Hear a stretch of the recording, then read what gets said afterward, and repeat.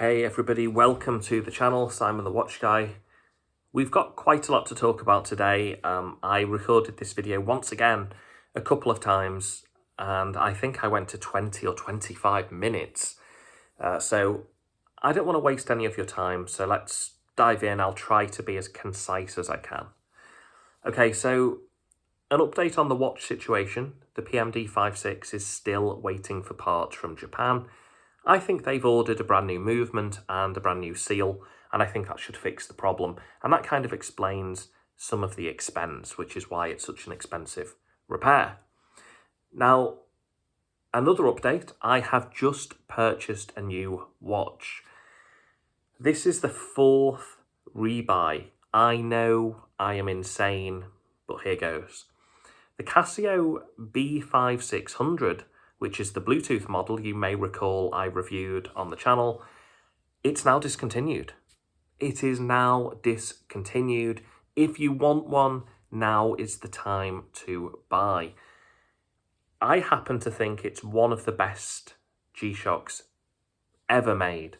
It's basically a take on the original 5600, but it has an incredible module inside. It has Bluetooth, it has atomic time, but it even has, because it's the Bluetooth model, it's got the ability to flip around the month and the day to day and month. And I've owned it 3 times already, but I've sold it 3 times and I'm buying it back a 4th time, and that is staying in the collection because I just don't want to turn around in 3, 4, 5 years time and you just can't get hold of it anymore. So I've done a rebuy. I'm sorry, I've done a rebuy. Okay, relationship-wise, you know I don't really go into too much detail on this because it's very long-winded, but ultimately, the woman I was dating for a year, it turns out that she said she was person A. She had her own business, she had a luxury car, and ultimately, she turned out to be doing something very undesirable, shall we say, to make money. I'm sure you can probably guess. And it just came through as one of the biggest shocks of all time to me. Really quite, you know when you think you know someone and you don't know them at all. And it's such a shame because I really, really, really like this person. Even now, I don't hate them, despite the fact they, cheated on me twice, at least twice that I know of. Life's too short, really, to hate people. I dislike what she did.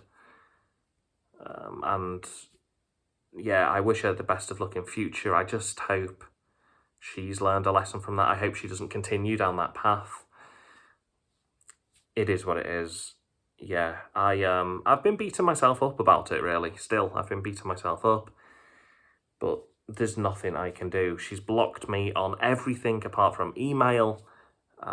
So there you go. I guess it's a sign just to move on to bigger, better, happier things in the future. So I just want to give you guys a quick rundown on essentially value. I was talking about value in a video I recorded earlier today, but didn't upload because it was 20 minutes long. And I know I don't want to keep you guys for 20 minutes. So I was talking about value, and everything we buy as a consumer, we buy it for value. Okay, I'm looking right now, I've got some trainers, or I guess in the US you call them sneakers, I think. Trainers, sneakers, same thing, I think. Now, when I buy them for comfort, first and foremost. Are they comfortable to wear? When I run with them, if they're, trainers to run in, are they comfortable to run in? When I buy a watch, what is its intrinsic value? Okay, yes, it tells the time, but what else does it give me? Okay, in this case, this watch gives me some sort of added value because for the price of entry, for the price of the watch, it gives me calorie tracking. It gives me essentially the equivalent of atomic time, really. It's pulling the time down from the internet. So it automatically adjusts. So as I say, calories, exercise tracking, it's giving me notifications. It's doing all the things I want it to do. And in the same way, so does an automatic watch. It automatically doesn't need any batteries and, atomic watches, etc., etc. So why are we talking about value?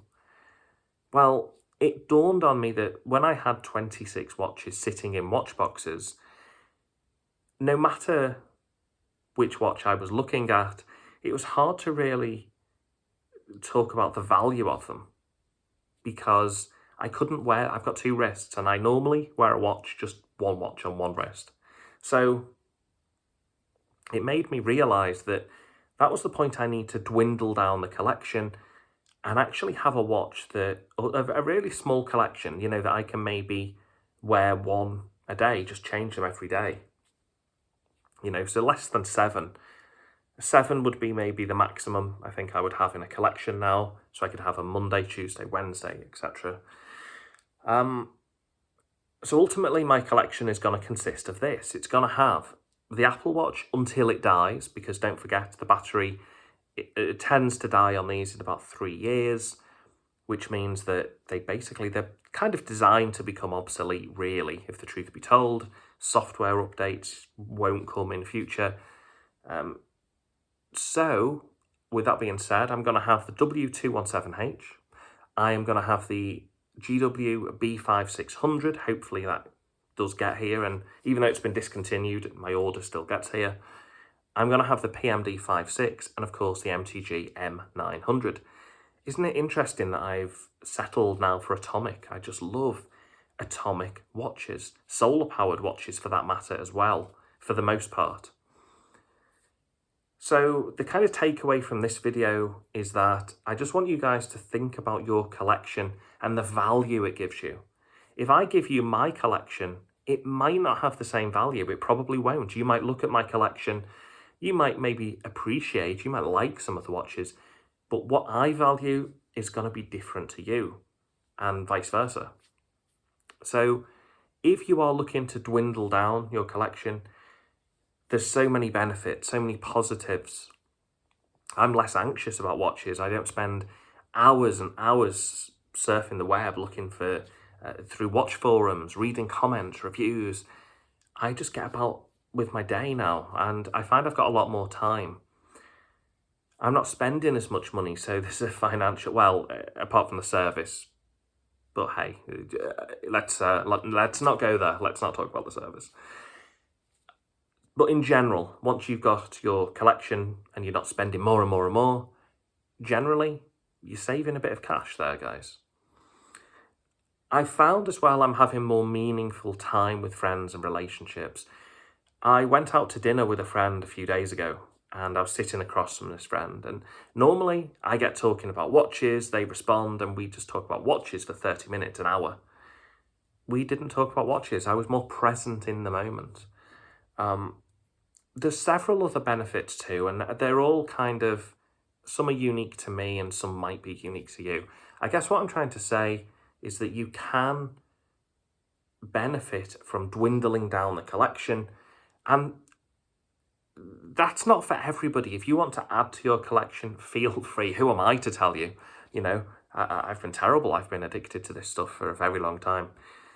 But what I am trying to say is that whichever way you go with your collection, make sure it's a collection that you get some value from. And if it is a smaller collection, again, just make sure you get some value from it. Be happy with your collection. So let me know in the comments if you are adding to your collection, if you're dwindling down, same as me.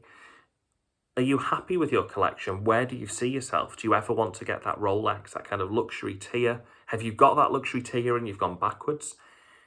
I went to the Cartier Tank, as we all know, and then I just went back to, the Quartz, the 217H, W217H is what I was looking for. Because I kind of found more enjoyment, I think. I was a bit scared to damage the watch, the more expensive it is.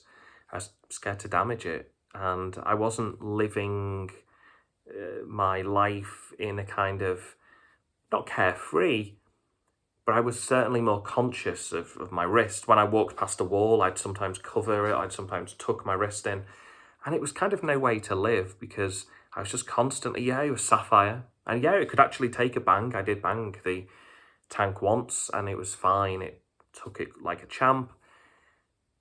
But at the same time, I just find enjoyment in the kind of entry-level or mid-level tier. The high-level tier, the luxury tier, I'm not sure it's for me. But hey, that's just me. It might be for you.